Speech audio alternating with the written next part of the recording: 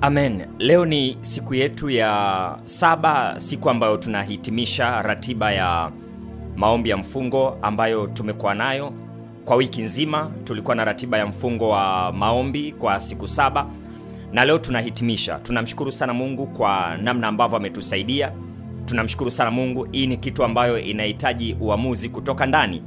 Ni kitu ambayo inahitaji uamuzi kutoka ndani. Neno la Mungu linasema kama mkikubali na kutii mtakula mema ya nchi. Kuna watu wanaweza kufunga, lakini swala la utii na kukubali kuingia kwenye ratiba kama hizi inaweza ikawa shughuli sana kwao. Wako tayari kufungishwa kwa ubizo walionao, yani wasipate chochote kwa sababu ya ubize. Wapo tayari kufungishwa kwa namna zingine na kwa mazingira mengine, lakini kufunga kwa ajili ya kumtafuta Mungu kwa wengi imekuwa changamoto pia. Imekuwa changamoto, imekuwa na mtihani mkubwa sana. Kwa tunamshukuru Mungu. Hii sio kitu ya kawaida, sio kitu tu lele mama cha kawaida. Ninamuona Mungu namna ambavyo anatusaidia. Ninamuona Mungu namna ambavyo anatutetea.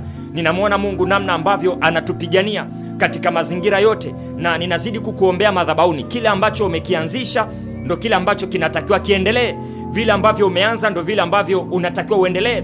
Hauna sababu ya kuishia njiani, hauna sababu ya kukata tamaa, hauna sababu ya kuvunjika moyo. Mungu akusaidie, Mungu akupe nguvu za kuendelea mbele. Mawazo, ratiba zako za kumtafuta zisikwame. Hakikisha unapowaza unamuwaza yeye. Hakikisha unapochukua hatua unachukua hatua kwa habari ya kuenenda katika kweli yake, katika neno lake, na utamwona Mungu akikusaidia kwa viwango vya hali ya juu sana. Viwango vya hali ya juu. Tumekuwa na prophetic wiki, tumekuwa na wiki ya kinabii, wiki ambao tumekuwa tukiachilia matamko mbalimbali, na nataka tu nikueleze wazi ya kwamba matamko ya madhabahu ni matamko ambayo huwa yana nguvu nyuma yake, na ile nguvu ndo huwa inaenda kulazimisha kutimia ama kutendeka kwa kile kitu ambacho kimetamkwa madhabahuni. Nataka nikutofautishie hivi vitu viwili. Ni tofauti sana na tamko likatoka sehemu nyingine na lile la madhabahuni. Ni tofauti sana na tamko likatoka mahali pengine na lile la madhabahu, kwa sababu kati ya connection Mungu alionayo ili aweze kutenda kupitia mbingu alipo pamoja na dunia ni njia ya madhabahu. Ndio maana katika maeneo mengi Mungu anapotaka kuwasaidia watu wake, ama alipotaka kuwasaidia watu wake, alikuwa anajaribu kuwalazimisha ama kuwaonyesha namna gani kuna umuhimu wa madhabahu. Na hata kama kuna baadhi ya watu ambao hawakuambiwa na Mungu ajenge madhabahu, lakini walijua ili niweze kupata contact, niweze kupata mawasiliano ya karibu, niweze kupata uhusiano wa karibu, nisikie kwa habari ya Mungu anasema nini, lazima nijenge madhabahu. Ndio maana najaribu kukuonyesha nguvu ya madhabahu. Mahali hapa ulipo sio mahali pa kawaida. Mazingira ambayo upo sasa hivi na uhusiano ulionao na madhabahu ya siri za Biblia sio ya kawaida. Naweza nikakupa pole wewe ambaye labda unachukulia kawaida uwepo wako kwenye hii madhabahu. Maisha yako yatabaki vile vile, kwa sababu sio tu madhabahu haiwezi kukusaidia, lakini umeshindwa kujua nguvu ya madhabahu ambayo inaweza kutenda kitu kwenye maisha yako. Nisikilize nikwambie kitu. The issue sio kuwa na nguvu. Unajua kuitumia hiyo nguvu. Swala sio kuwa na silaha. Unaweza ukawa na silaha na bado ukashambuliwa vizuri tu, ukauawa na silaha yako iko mkononi. Unaweza ukawa na gari lakini usiweze kuendesha gari. Bwana Yesu asifiwe. Manake kitu ninachotaka nikuonyeshe sio tu sifa kwa kwenye madhabahu ya siri za Biblia. Unaitumiaje madhabahu ya siri za Biblia? Roho Mtakatifu atusaidie kitu hapa. Unaitumiaje madhabahu ya siri za Biblia? Hapo ndo kwenye mtihani. Kwa sababu wengi mpo kwenye madhabahu ya siri za Biblia. Wengi mpo hapa na mtumishi Innocent Mashauri. Lakini namna gani unaweza ukajiconnect na madhabahu ya siri za Biblia ili maisha yako yabadilike? Okay, nikutoe kwenye hii madhabahu. Namna gani unaweza ukajiconnect na madhabahu ya kanisani kwako ili maisha yako yaweze kuwa yanayoeleweka ama yaweze kuwa mazuri, maisha yako yaweze kubadilika? Kwa sababu mabadiliko ya maisha yako yanatokana na namna ambavyo unahusiana na madhabahu ulionayo, namna ambavyo una ukaribu na madhabahu ulionayo. Manake kama tu ukiwa mshirika wa madhabahu ya siri za Biblia, nataka nikwambie haitasaidia, haitoshi. Bwana Yesu asifiwe sana. Haitoshi wewe kuwa mshirika tu wa madhabahu ya siri za Biblia, haitoshi. Unatakiwa ujue namna ya kuitumia madhabahu ya siri za Biblia kwenye maisha yako.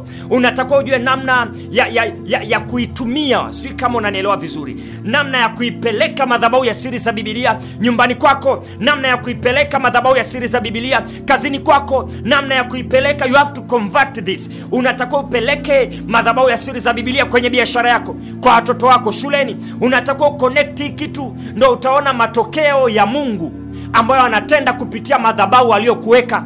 Natamani kuna mtu angeelewa ninachokizungumza, lakini tu ukibaki hapa haitasaidia. Washirika ni wengi sana wa madhabahu ya siri za Biblia, wengi sana, lakini wangapi wanaona mkono wa Mungu? Wangapi so far wanaona msaada wa Mungu? Wangapi mpaka sasa Mungu ameshatenda maajabu kwenye maisha yao? Wangapi Mungu ameshajibu maombi yao ambao amekuwa akiyaomba day by day? Wangapi? Bwana Yesu asifiwe. Sifa sio tu kuwa mtoto wa rais. Unaijua nafasi ulionayo na unaitumiaje? Unaweza ukawa mtoto wa rais na bado unazunguka mtaani. Unaweza ukawa mtoto wa rais na bado unaombaomba. Unaweza ukawa mtoto wa rais na bado tu ukawa haueleweki. Kwa nini? Kwa sababu unashindwa kuitumia nafasi ulionayo.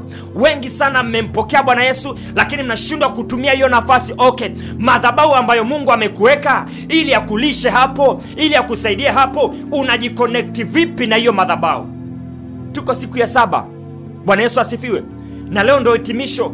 Sijui Roho Mtakatifu anatupeleka wapi kwa haya mafundisho ambayo anaruhusu tuyaachilie, lakini najua kuna mtu anatakiwa apate msaada. Kuna mtu anatakiwa apate msaada.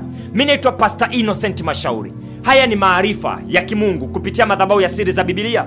Namba ya madhabahuni kwa uhitaji wa ushauri wa kiroho, labda maombi na maombezi, kuna kitu natamani tukusaidie kama madhabahu, 0758 708804, 0758 708804. Bwana Yesu asifiwe sana. Hakikisha unaichukua madhabahu ya siri za Biblia na unaiishi. Sasa unaishi vipi, ama unaiishi vipi madhabahu ya siri za Biblia? How can you, unawezaje ukawa connected na madhabahu ya siri za Biblia? Madhabahu ya siri za Biblia inawezaje ikahusiana na maisha yako ya ndani? Inawezaje ikahusiana na kazi yako? Inawezaje ikahusiana na masomo yako? Inawezaje ikahusiana na ndoa yako? Madhabahu ya siri za Biblia inawezaje ikahusiana na watoto wako? Inawezaje ikayavaa maisha yako? Kama mkikubali na kutii, mtakula mema ya nchi. Manake madhabahu imekuwa ikitoa maelekezo, madhabahu imekuwa ikitoa tamko, madhabahu imekuwa ikiachilia vitu. Manake unapokeaje vile vitu na unaviapply vipi? Kabla sijaingia kwenye hii ibada, kuna kitu Roho Mtakatifu alinikumbusha. Ni somo pana, lakini natamani nikudokezee. Si ni sawa? Natamani nikudokezee kidogo. Najua ni somo pana, ila hii itakusaidia. Itakusaidia. Mafanikio katika Biblia yanategemea na kufuata Biblia inasema nini. Mafanikio katika madhabahu yanategemea na madhabahu inasema nini. Okay, tuanze na Biblia. Mahali popote ambapo Biblia inakukataza, manake unatakiwa kuacha. Usipoacha hautafanikiwa. Nadhani injili inatakiwa iwe rahisi kiasi hiki. Labda tunaweza tukaelewana. Eneo lolote ambalo Biblia imesema usifanye, acha. Hii sio kitu nzuri, acha. Alafu ukaendelea kufanya. Manake sahau kwa habari ya kusaidiwa na kufanikiwa kwa Mungu. Sahau. Mungu hawezi kukufanikisha kwenye hayo mazingira. Mahali popote ambapo Biblia inakukubalia kufanya, hakikisha unafanya. Kama Biblia inakuelekeza fanya hiki, nenda hapa, shika hichi, anzisha hichi, unaposhindwa kufanya hayo mambo, manake pia hautafanikiwa. Madhabahu imekuwa ikitoa maelekezo gani kwenye maisha yako? Na ni maelekezo mangapi ambayo umekuwa ukiyafuata yanayotolewa madhabahuni? Ni maelekezo mangapi? Ni matamko mangapi ambayo umekuwa ukiyachukua na kuchanganya na imani? Waebrania anazungumza wazi. Anasema utofauti wetu na wao ni kwamba sisi neno lililotoka tukalichanganya na imani, lakini wao wameshindwa kuona matokeo kwa sababu neno lililotoka hawakulichanganya na imani. Wamejikuta wanakwama, wanabaki hapo hapo, wanafeli hapo hapo. Kwa nini? Kwa sababu walishindwa kuchanganya neno na imani. Unaitumiaje madhabahu ya siri za Biblia? Acha tu kuwa hapa kama mshirika wa kawaida. Hautakiwi kuwa mshirika wa kawaida mahali fulani.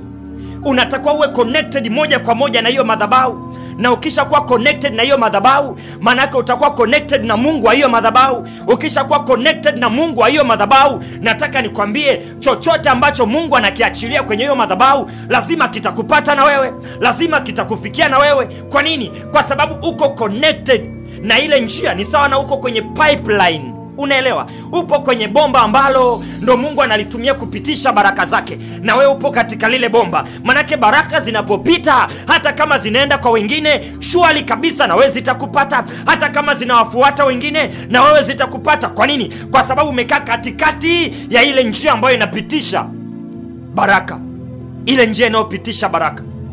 Ukiwa pale, utazipokea hizi baraka, utazipokea hizi baraka, na utamwona Mungu pia anavyokusaidia akiwa anasaidia wengine. Ndio maana nataka nikuonyeshe ama nikukumbushe tu chanzo cha wimbo ambao uliandikwa watenzi, usinipite, usinipite Mwokozi, usinipite. Jamaa wako wanafanya ibada mahali pa kufanyia ibada, ghafla akajikuta, it is a true story, ndo maana akaandika wimbo. Wakati wanaendelea kumwabudu Mungu, anafanya ibada, akafumbua macho yake, akaona malaika. Akaona malaika wanapita kwenye vichwa vya watu, wanagusa watu, wanagusa watu wakati ile ibada inaendelea. Akaona malaika wanagusa watu, wanagusa watu, alafu wale malaika wakawa hawafiki kwake, wakawa hawamfikii yeye, wakawa hawakaribii kwake. Huyu jamaa akawa anatamani sana malaika wafike mahali alipo. Na ndo chanzo cha kuandika wimbo, usinipite. Unapozuru wengine, unisikie na mimi, unisaidie na mimi. Usinipite Mwokozi, usinipite, uisikie sauti yangu. Huyu jamaa akawa analia, anaimba, na ndo akaja akaandika wimbo. Manake nisikilize nikwambie kitu, the issue sio tu kwa kwenye madhabahu ya siri za Biblia. Yeye alikuwa kwenye ile ibada, lakini malaika bado alikuwa anagusa watu wengine, na walichelewa kumgusa yeye mpaka alipojitengeneza akapata msaada. Nataka nikwambie wewe, kuwa kwenye madhabahu ya siri za Biblia bado sio sababu ya kufanikiwa. Kuna vitu unatakiwa vizingatie, kuna vitu unatakiwa vizingatie. Madhabahu ya siri za Biblia unajiambatanisha nayo vipi? Unajiconnect nayo vipi? Matamko ambayo yanaachiliwa, maneno yanayoachiliwa. Nimekuambia ni prophetic week, na leo ndo tunahitimisha. Tumekuwa tukiachilia maneno makubwa sana ya kinabii, tumekuwa tukiachilia mafunuo mengi sana kwa hii wiki, na kwa msaada wa Roho wa Bwana tumeona watu wakitendewa. Tumeona kuna vitu vikianza kufanyika, tumeona kuna miujiza inatendeka. Wapo wagonjwa ambao wanakuja madhabahuni wanapona. Wapo watu wanatuma ujumbe wanasema, nimebarikiwa, kuna hiki kilishindikana, kinawezekana sasa. Nimemuona Mungu, nimeona mkono wa Bwana, nimeona Mungu ameinua watu kwa ajili ya maisha yangu, na nimekuwa nimetengwa kwa muda mrefu, lakini hatimaye nimepata msaada wa Bwana. Nimeona hiki, shuhuda zimeendelea kuja nyingi. Nataka nikwambie na wewe, inawezekana kabisa Mungu akatenda kwenye maisha yako, vile tu ambavyo unajiposition mwenyewe kwenye madhabahu ya siri za Biblia, ndio vile ambavyo unakutana na Mungu wa madhabahu ya siri za Biblia. Bwana Yesu asifiwe. Ndio namna ambavyo unakutana na Mungu wa madhabahu ya siri za Biblia. Inawezekana kabisa, inawezekana kabisa ukapata msaada wako. Uwepo wetu hapa, tumekuwa na ratiba ya kuandika mahitaji, na tumeandika mahitaji 7 ambayo tunatamani Mungu atutendee, Mungu aonekane kwenye hayo mahitaji. Na kuanzia siku ya kwanza tuliombea jambo la kwanza, siku ya pili tukaombea jambo la pili, siku ya tatu vivyo hivyo, siku ya 4, ya 5, ya 6 tumekuwa tukiombea, na siku ya 7 leo manake tunaachilia neno la kinabii kwa habari ya hitaji lako la 7. ama ombi lako la 7, prayer point ya 7 ambayo umekuwa ukitamani Mungu atende kwenye maisha yako. Hii ni karatasi ya kwanza. Lakini ile karatasi ya pili ya mambo ambayo hatutamani yaendelee kwenye maisha yetu, ile karatasi tumeiweka chini. Ile karatasi tumeikanyaga, na mara zote unapoendelea kuomba, ile karatasi hauna sababu ya kuinyanyua hapo. Una nafasi tu ya kuendelea kuiweka chini yako. Maana ni tamko na ni neno la imani na la kinabii ya kwamba yote ambayo umeandika na hauyataki kwenye maisha yako yatabaki kuwa chini na hayatakutawala kwa namna yoyote, kwa jina la Yesu Kristo. Na Mungu atakusaidia na Mungu atatusaidia pia. Yale ambayo hatuyataki yataanza kuondoka kidogo kidogo, yataanza kuhama kidogo kidogo, yataanza kuisha kidogo kidogo. Ulikuwa na kiu ya pombe na ulevi ulikuwa umekutawala, kidogo kidogo itaanza kuondoka. Ulikuwa unatumia madawa ya kulevya, kidogo kidogo itaanza kuondoka. Ulikuwa una kiu ya uzinzi, kidogo kidogo itaanza kuondoka. Ninakutamkia madhabahuni ya kwamba mambo yanaanza kupukutika. Yale ambayo hauyataki na haukuyataka kwenye maisha yako na umeandika kwenye karatasi, unatamani Mungu ayaondoe. Labda ni umaskini, labda ni madeni, labda ni ugonjwa, chochote kile ambacho unatamani kiondoke kwako ama kwenye familia yako, kidogo kidogo kinaondoka, kidogo kidogo kinaondoka. Hakuna kitu kitabaki hapo. Chochote ambacho haukitaki na haukitamani kimekuwa kikisababisha uovu kwenye maisha yako, kinaondoka, kinaondoka. Roho za hasira zinaondoka. Ile tu unakuwa kwenye familia yenu kuna ratiba katika ulimwengu wa roho kuhusu misiba, mnaota sana roho za mauti, hiyo pia inaondoka katika jina la Yesu Kristo wa Nazareth. Mimi sijui unaoteshwa nini, sijui unaota ndoto mbaya kiasi gani, sijui unaota mandoto ya ajabu kiasi gani, lakini kwa sababu umeandika na hautamani hayo mambo yaendelee kwenye maisha yako, nataka nikwambie vinaondoka. Hamna kitu kitabaki, vyote vinaondoka. Nilikueleza na nikaendelea kukukumbusha kwa habari ya mistari ambayo tutaendelea tu kuisimamia na tutaendelea kubaki nayo. Bwana Yesu asifiwe sana. Luka 10:19 ya kwamba mambo yote yanawezekana. Haijalishi jambo ambalo unaliona ni kubwa kiasi gani, lakini kwa Mungu ni dogo na Mungu anaweza akatenda. Na ninachompendea Mungu, na natamani hii imani uichukue kutoka kwangu, just in case hauna imani kama hii.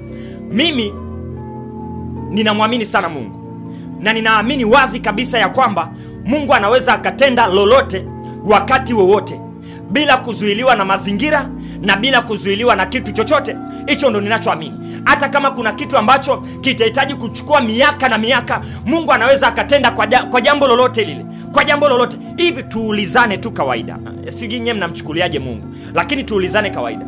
Swala la kuumba mbingu na nchi, inawezekana hivi vitu vikafanyika kwa siku 6? Swala la kuweka bahari, inawezekana ikafanyika kwa siku moja? Swala la mimea tu kutokea, inawezekana kwa siku moja? Swala la nuru, sijui jua, sijui mwezi, sijui nyota, inawezekana ikafanyika kwa siku moja? Haiwezekani. Sasa jaribu kumpima Mungu kwenye level hiyo ya creation. Jaribu kumpima Mungu ambaye unamuomba kwenye hiyo level ya uumbaji. Kama Mungu aliumba mbingu na nchi kwa siku 6, mimi siamini ya kwamba eti jambo ambalo linanitaka nitumie miaka na miaka, ya kwamba Mungu naye atatumia miaka na miaka kunitendea. That is not me. Sijui, labda imani yangu ije ipotee wapi, sijui, na haiwezi ikapotea. Lakini mimi namwamini Mungu yule ambaye alifanya mambo makubwa ndani ya siku moja, na Biblia inatuambia ikawa usiku, ikawa mchana, ikawa asubuhi, ikawa majira haya, akatenda hiki, akatenda hiki. Manake Mungu anaweza akatenda hata kama kuna uponyaji ambao unakutaka uchukue hatua kwa hatua, ya kwamba anza na dawa hizi kwa mwaka huu, baadaye tutakuja kufanya operation, baada ya hapo tutaenda hapa na tutakusafirisha, tutaenda huku. Nataka nikwambie Mungu anaweza akafanya ndani ya usiku mmoja. Inawezekana kabisa akatenda jambo, inawezekana kabisa. Inategemea tu na level unayomwamini Mungu. Mungu anatenda kutokana na kiwango unachomwamini. Ukimwamini Mungu 5%, atatenda 5%. Ukimwamini Mungu 50%, atatenda 50%. Ukimwamini Mungu 100%, anatenda 100%. Na wengine tumevuka, tunamwamini Mungu zaidi ya 100%, na tunamwona Mungu anashangaza, tunamwona Mungu anatenda mambo ambayo masikio ya watu yanawasha. Watu wakiona wanajiuliza imewezekanaje? Watu wakitazama wanasema ilikuwaje? Mbona huyu jamaa kama tunamjua? Mbona historia yake tunajua? Mbona wazazi wake tunawajua? Mbona hata hajasoma sana? What is happening? Kitu gani kimetokea? Nataka nikwambie yanayoshindikana kwa wanadamu, kwa Mungu yanawezekana. Mimi siamini hata kama kitu kinahitaji miaka na miaka ili niweze kukipokea, ili niweze kukipata, Mungu anaweza akafanya within a second, ndani ya sekunde moja. Kufumba na kufumbua, Mungu anaweza akatenda. Imagine kama kufumba na kufumbua vitu vyote vitabadilika duniani siku ya mwisho. Imagine dunia, yani unafumba macho, unafumbua, mambo yamebadilika, parapanda imelia, vitu vimeanza, yani shughuli zimeanza, yani kwa sekunde. Atashindwa kukusaidia wewe kwenye mafanikio yako? Atashindwa kukusaidia? Tatizo lako unamweka Mungu kwenye process zako. Sijui kama unanielewa. Yani wewe ndo unajiwekea mchakato wa mafanikio, alafu unamweka Mungu kwenye ule mchakato. Yani hapo ndo unapofeli. Yani unamweka Mungu kwenye akili yako, unamweka Mungu kwenye ufahamu wako, hapo ndo unapofeli, mtu wa Mungu. Ukiweza tu kubadilika hapo, maisha yako yatabadilika. Ukiweza tu kuchomoka hapo, maisha yako yatafanikiwa. Nakwambia ukweli, maisha yako yatafanikiwa sana. Tatizo unamweka Mungu kwenye process zako, ya kwamba unajua ili nifanikiwe natakiwa kwanza nianze hiki, natakiwa niende hapa, natakiwa nikakope benki, baada ya kukopa benki nije sasa nitafute mshauri. Yani hivyo vitu sio vibaya kuvifanya, lakini ni kosa kubwa sana kumweka Mungu kwenye hizo process. Yani kumwaminisha Mungu ya kwamba Mungu, ili utende kwenye maisha yangu tuanze kutembea kwenye hizi process za kibinadamu. Hapo ndo unapofeli, manake unamzuia Mungu kufanya kazi yake. Usijui kama unanielewa. Mwache Mungu take over, mwache Mungu afanye anachotaka kukifanya. Bwana Yesu asifiwe. Kama Mungu hataki ukope, wewe unaenda kukopa, what do you expect? Unategemea nini?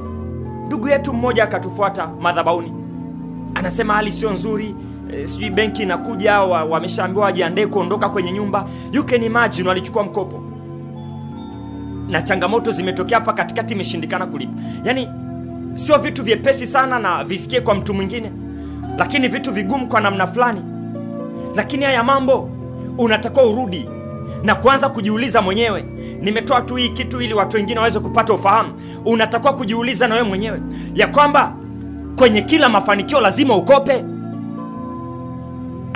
Kukopa sio vibaya, na sijakataa kukopa, na huenda hata mimi labda nimeshawahi kukopa, labda nimeshawahi kukopa, who knows, labda. Lakini kukopa sio vibaya.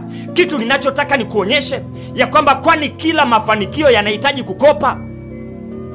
Kila mafanikio yanahitaji kwenda benki kuchukua fedha za watu? Kwa sababu hiyo ndio njia ambayo wakati mwingine na shetani anaitumia same way. Ndio njia ambayo wakati mwingine na asilimia kubwa sana shetani anaitumia ili ufeli, alafu akupate. Kwa mazingira kama haya unaweza kadhani Mungu amenyamaza, na ukisha dhani Mungu amenyamaza utaenda kwa mganga. Mimi nakwambia ukweli, ukishaona tu Mungu amenyamaza, ukahisi tu hapa kuna ukimya, naomba mambo hayatokei, na nyumba inakaribia kuuzwa ama gari inakaribia kuuzwa, wanakaribia kutaifisha, kuna kitu kinakaribia kutoka, lazima tu utatafuta mganga, utatafuta plan B. Utaanza tu kuulizia, yule jamaa yuko wapi, yule yuko wapi. Unaenda kutafuta msaada kwa wanadamu, unaongeza laana. Sawa sawa na neno la Mungu, unaongeza laana. Bwana Yesu asifiwe. Mimi nazungumza maisha na yatakusaidia. Utakapoamua kutamani mabadiliko, yatakusaidia. Chukua hatua, mtu wa Mungu. Mungu usimweke kwenye process za kibinadamu, hautafanikiwa.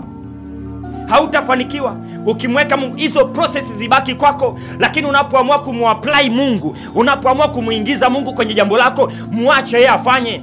Ndio maana hata katika maombi huwa tunasarenda ya kwamba just take over. Mungu tu fanya mwenyewe, Mungu tu shughulika mwenyewe, Mungu tu tenda mwenyewe. Hili jambo mimi hata sitaki nikuingilie. Kama ni masuala ya kazi, wanahitaji experience ya miaka 3, 5, 10, na mimi sina hiyo miaka, ndo nimetoka chuo. Mungu tu shughulika mwenyewe. Nataka nikwambie, ili uipate hiyo kazi nzuri, usimlete Mungu kwenye kutafuta experience zako, no.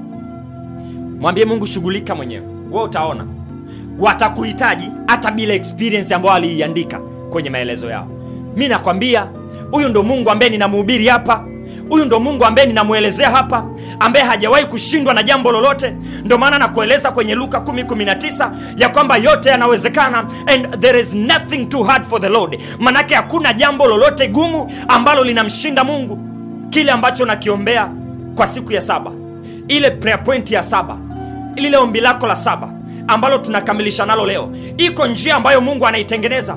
Haijalishi waliweka kuta kiasi gani, lakini kwa tamko la madhabahuni ya kwamba utavuka pale pale ambapo waliweka vikwazo, utavuka pale pale, wala hautahangaika kwingine. Watajiuliza, tulikuwa hapa na ametokea hapa hapa. Nataka nikuonyeshe. Roho Mtakatifu ananikumbusha kwa habari ya Paulo na Sila. Paulo na Sila, yule malaika ambaye alienda kuwatoa pale, alikuwa na uwezo wa kuwayeyusha. Alikuwa na uwezo wa kuwatoa kimiujiza bila hata malango kufunguka na shughuli yote kufanyika. Alikuwa na uwezo kabisa wa kutokea pale alafu akapotea nao. Inawezekana kabisa. Lakini kwa nini aliruhusu watokee kwenye malango yale yale walioingia? Sijui kama unaelewa kusaidia hapa, sijui kama unaelewa. Okay, turudi kwa Petro. Malaika aliyokuja kumwamsha Petro alikuwa na uwezo wa kuyeyuka naye, kupotea naye kimiujiza, na hata wale walinzi wasijue kimetokea kitu gani. Lakini kwa nini malaika akaanza kumpitisha Petro kwenye geti la kwanza, kwenye mlango wa pili, anampeleka mpaka ule mlango wa pale barabarani pale nje, na kutoka pale ndo akamwachia akaondoka? Kwa nini malaika alikuwa anatembea na Petro anapita naye pale pale? Nataka nikwambie, wamekutengenezea vikwazo kwenye njia yako ya mafanikio, lakini nakueleza tu ukweli ya kwamba utapita hapo hapo ukiwa unaenda kufanikiwa kwako. Utapita kwenye njia hiyo hiyo ukiwa unaenda kwenye baraka zako. Utapita kwenye njia hiyo hiyo ambao walikutengenezea miba, ambao walikuwekea vikwazo, walikuwekea vizuizi. Utapita hapo hapo ukiwa unaenda kwenye ndoa yako. Endi, inawezekana kabisa. Inawezekana kabisa. Mimi si kama unaelewa vitu nazungumza, ama kama ni vigumu kwako, I don't know. Lakini kuna kitu unatakiwa ukipate hapa. Kuna kitu inabidi kikusaidie. Bwana Yesu asifiwe. Kuna kitu unatakiwa ukipate. Kuna kitu unatakiwa uelewe, na kitakusaidia kwenye maisha yako. Vinginevyo utabaki kuwa mtu wa kawaida. Utabaki kuwa mtu wa kawaida. Yaani kwenye maisha unabidi uelewe tu ya kwamba hakuna jambo linalomshinda Mungu. Kama hakuna jambo linalomshinda Mungu na limekushinda wewe, kwa nini usilipeleke mbele za Mungu ambaye anaweza mambo yote? Kwa nini unabaki nalo? Kwa nini unafia na tai shingoni? Kwa nini jambo limekuwa mlima kwako na unabaki nalo, unalikumbatia? Unasema unakufa kiume. Ni ujinga. Kitu kinakuangamiza na msaada upo, ni ujinga. Bwana Yesu asifiwe. Si kama unaelewa ninachokizungumza. Hivi ni vitu vya msingi ambavyo vitakusaidia. Achana na masuala ya kujikaza kwa kitu ambacho ukiwezi. Yeye anasema anajishughulisha sana na mambo yetu. Kwa nini jambo lako unashindwa kulipeleka kwake? Kwa nini shida yako unashindwa kuipeleka kwake na akakusaidia? Wewe bado unapambana tu, ndoa inazidi kuteketea, wewe unapambana tu, si na wanasaikolojia, si watu gani wao, unapambana nao tu. Umehamia hapa, umeenda ofisi hii, umetoka hapa, umechukua namba ya huyu, unahangaika, lakini hata siku moja hujawahi kupiga magoti kusema okay, ngoja nimuombee huyu mke, ngoja nimuombee huyu mume. Haujawahi kuchukua hatua yoyote ya kiroho zaidi ya kuhangaika kwenye maofisi ya watu wanajiita wanasaikolojia. Watu gani sasa? Sio watu wabaya, listen to me, sio watu wabaya. Lakini Mungu yuko nafasi ya ngapi? Kama kila siku unazunguka kwenye hizo ofisi, na lini umepiga magoti kumuombea mwenza wako? Lini umepiga magoti kuwaombea watoto wako? Au imebaki tu kuwatukana kila siku, kuwatamkia majina mabaya kwa sababu hawafanyi vizuri shuleni, hawana tabia nzuri? Lakini lini umetenga muda kuwaombea? Haya ndo mambo tusiyoyazingatia. Haya ndo mambo tusiyoyajali. Kwa akili zako hautaweza. Bwana Yesu asifiwe. Ni tamko tu la madhabahuni, na ni tamko ambalo tunaliunganisha na mfungo na maombi ambayo tumekuwa nayo, lakini pia na sadaka ambazo tumetoa na tunaendelea kuzitoa. Bwana Yesu asifiwe sana. Tunaomba sawa sawa na neno la Bwana, kama amesema tukifuata hizi kanuni zake anatenda. Manake tuna uhakika na kile ambacho tunakiomba, na tuna uhakika na kesho zetu. Bwana Yesu asifiwe. Tuna uhakika na kesho zetu na hatuna mashaka kabisa, hatuna mashaka. Kitu ambacho nataka nikusaidie na nitaendelea kukizungumza zaidi kwa habari ya tamko jipya ambalo unaweza ukatembea nalo kwa miezi yote iliyobaki ni kwamba mafanikio yanatakiwa yakutambue. Mafanikio yanatakiwa yakutambue.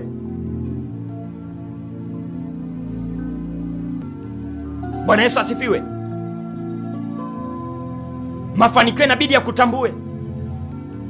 Yakisha kutambua yatakuja kwako kwa jina la Yesu, na ninakuombea madhabahuni ya kwamba mafanikio yatakutambua na yatakufuata ulipo, no matter where you are, bila kujali wapi ulipo. Nisikilize, Yusufu tunafahamu, nimekuwa nikimueleza kila siku, alikuwa wapi na alifanikiwa akiwa wapi.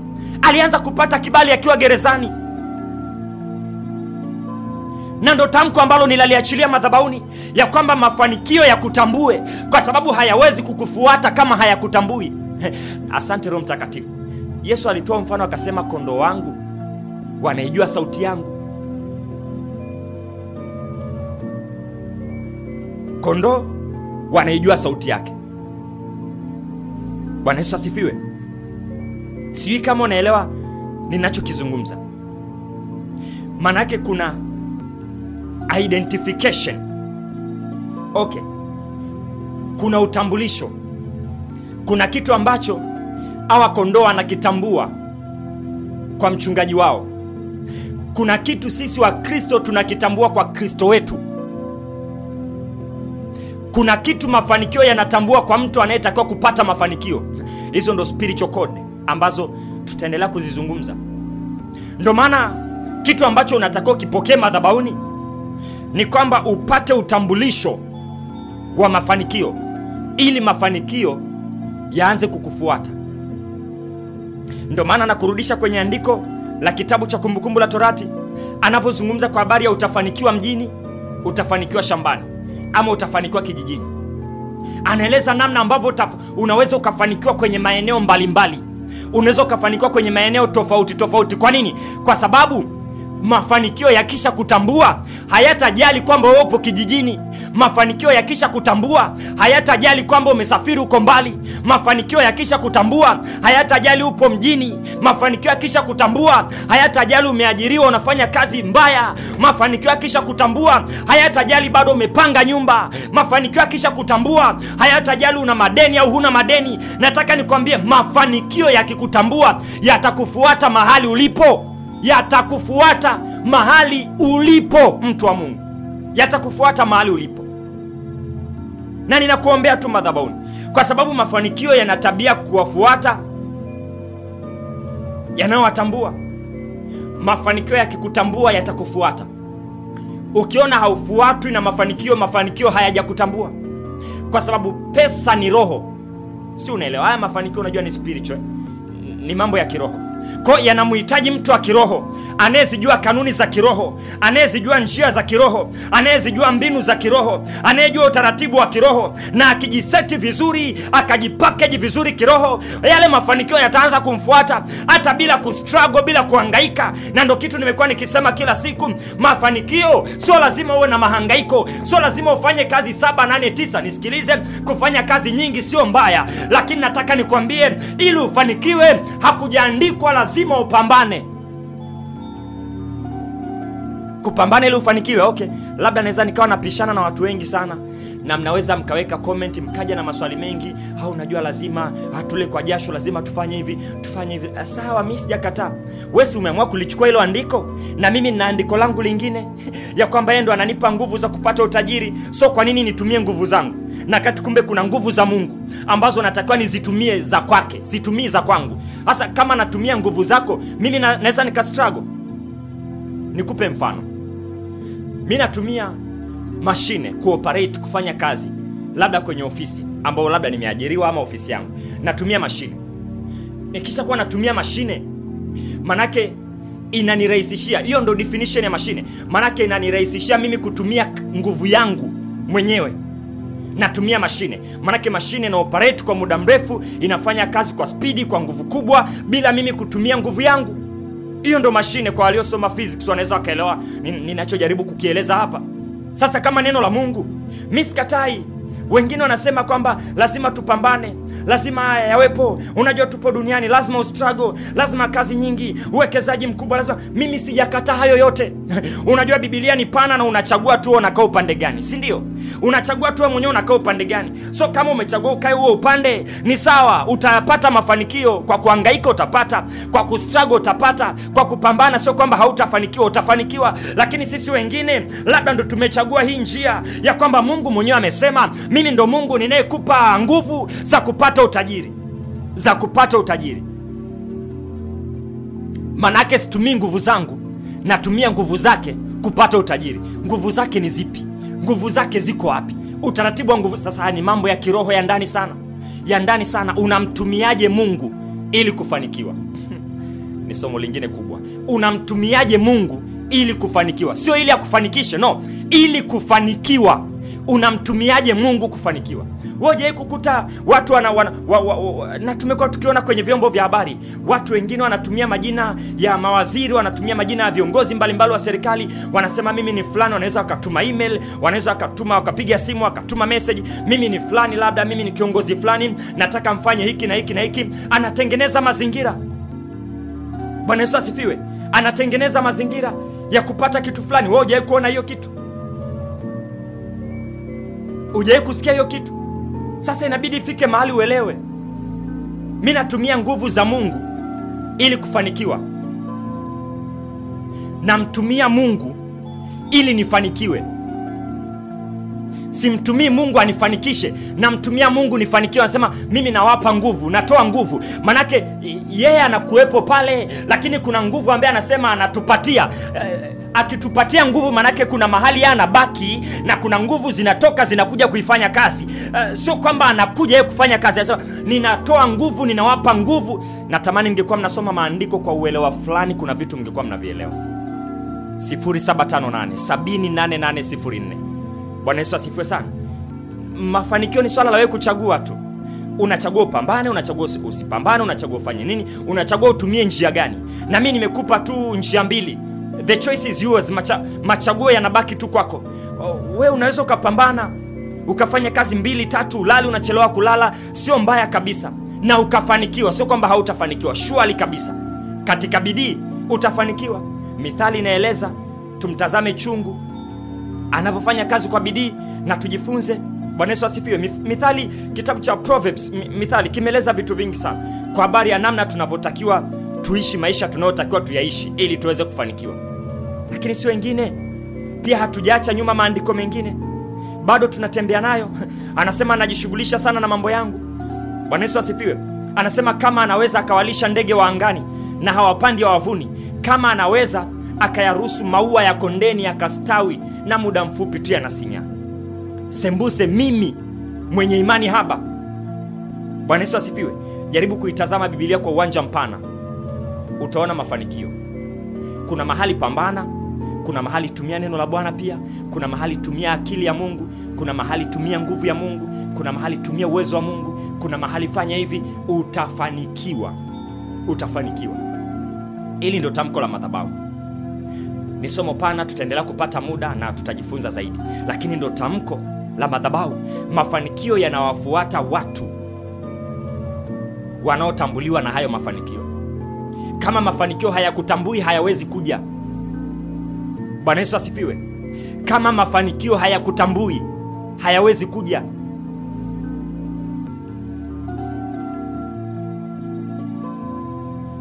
Unaelewa ninachokizungumza? Nadhani kwenye ibada zinazoendelea, kutokana na muda tulionao hapa utoshi sana, lakini kwenye ibada zinazoendelea natamani nije nikuonyeshe, nikupitishe kwenye kitabu cha Mithali, nikuonyeshe vitu ambavyo unatakiwa kutembea navyo. Na nadhani tuingie navyo tu kwenye mwezi mwingine, vitu ambavyo unatakiwa kutembea navyo.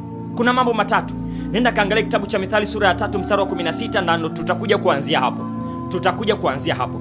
Unachotakiwa kuwa nacho ambacho ni uhakika kabisa, na Mungu ana expect, Mungu anatarajia uwe navyo, uwe na maarifa na hivi vitu. Mungu anategemea kabisa uelewe haya mambo. Vitu unavyotakiwa kutembea navyo kwenye msimu huu, vitu unavyotakiwa kutembea navyo kwa majira haya. Kitu cha kwanza, unatakiwa uwe na uhakika wa wingi wa siku. Wingi wa siku, hiyo ni baraka moja kubwa ya kwanza unatakiwa kuijua. Lakini kitu kingine, utajiri. Bwana Yesu asifiwe. Na kitu cha tatu, heshima. Ukiangalia Mithali 3:16 maelezo yako pale. Anajaribu kuonyesha ya kwamba mkono huu utakuwa na wingi wa siku, mkono huu utakuwa na utajiri na heshima. Hivi vyote unatakiwa kuwa navyo, vinatakiwa vio kwako. Sasa na kuongezea kitu ya kwamba haya mambo yote yanatakiwa yakutambue, ndo yatakupata. Yakutambue ndo yatakufuata. Yakutambue kwanza ndo yatakuja kwako. Kinyume na hapo utajikuta unayasoma, unayasikia madhabahuni, unayasikia kwa watumishi na hayatimii kwako. Kwa sababu connection yake iko wapi? Connection yake iko wapi? Mafanikio yanakutambuaje wewe? Spiritual code. Naitwa Pastor Innocent Mashauri. Namba ya madhabahu ni 0758708804. Mungu akubariki kwa sadaka zako ambazo umeendelea kuzitoa madhabahuni kwa ratiba ya mfungo na maombi ambayo tumekuwa nayo. Mungu akatengeneze njia mahali ambapo hakukuwa na njia, na ni tamko la madhabahuni kabisa ya kwamba mafanikio ambayo yanatakiwa yakutambue, na ninatangaza madhabahuni ukatambuliwe na mafanikio yaanze kukufuata kwa jina la Yesu. Uanze kupokea simu za kazi, uanze kupokea simu za project, uanze kupokea simu za biashara katika jina la Yesu. Ikawe hivyo, na kisiwepo chochote ambacho kitakukwamisha ama kukuzuia kwa namna yoyote. Kwa namna yoyote kisiwepo. Kwa namna yoyote kisiwepo, katika jina la Yesu Kristo wa Nazareth. Katika jina la Yesu Kristo wa Nazareth. Thank you Jesus. Thank you Jesus. Thank you Jesus. Thank you Jesus. Thank you Jesus. Thank you Jesus. Usikose kwenye ibada inayofuata. Mimi nakupenda, lakini Mungu anakupenda zaidi. Yako mambo mengi sana ambayo tunatakiwa tuendelee kuyajua. Mnaangamizwa kwa ukosefu wa maarifa. Yako mambo mengi tunayotakiwa tuendelee kuyajua, na kuanzia hapo tutaanza kuona msaada wa Mungu kwenye maisha yetu. Inawezekana. Kama haujaokoka, haya mambo yanaweza akawa ni kelele tu kwako, na unaweza kabisa usifanikiwe kwenye chochote ambacho nimekitamka kama haujatengeneza na Mungu. Kwa unachotakiwa kukifanya, umenisikia kwa mara ya kwanza, unatamani kumpokea Yesu kubadilisha maisha yako, awe Bwana na Mwokozi wa maisha yako. Wokovu sio dini mpya, ni kutengeneza mahusiano yako na Mungu kwa njia ya Yesu Kristo. Ni swala tu la kuamini Bwana Yesu yupo, alikufa, akafufuka, hivyo amekuja kunisaidia. Ukiangalia Yohana 3:16, mambo ni rahisi sana. Hatukuhamishi mahali ulipo na kukuweka mahali pengine. Wewe tengeneza na Mungu tu kwa kumwamini Yesu. Inawezekana kabisa maisha yako yakabadilika. Kwa maana jinsi hii Mungu aliupenda ulimwengu hata akamtoa mwanae wa pekee, ili kila mtu amwaminie asipotee, bali awe na uzima wa milele. Unahitaji uzima wa milele kwenye maisha yako? Inawezekana kabisa. Nipigie simu, nitumie message, tutakurudia kwa wakati kabisa. 0758708804. Na vitabu vya maombi bado vinapatikana, vibaki vichache. Ukiweza kukiwahi kwa wakati, basi utatumiwa mahali ulipo, na utaendelea kujifunza namna ya kuomba, namna ya kutengeneza mahusiano yako na Mungu kwenye eneo la maombi, kwa sababu wengi mnaomba vibaya kwa sababu hamjajua namna sahihi ya kuomba. Kitabu kimeeleza mambo mengi sana. Mimi naitwa Pastor Innocent Mashauri. Tukutane kwenye ibada inayofuata. Shalom kwa sasa. Wewe ni Bwana uniponyaye, wewe ni Bwana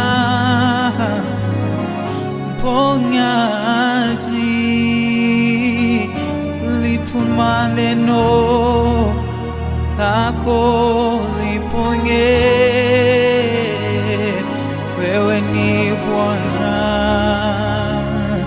ponyaji, wewe ni Bwana uniponyaye,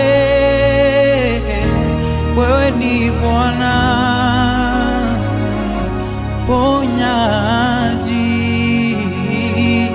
lituma neno lako liponye.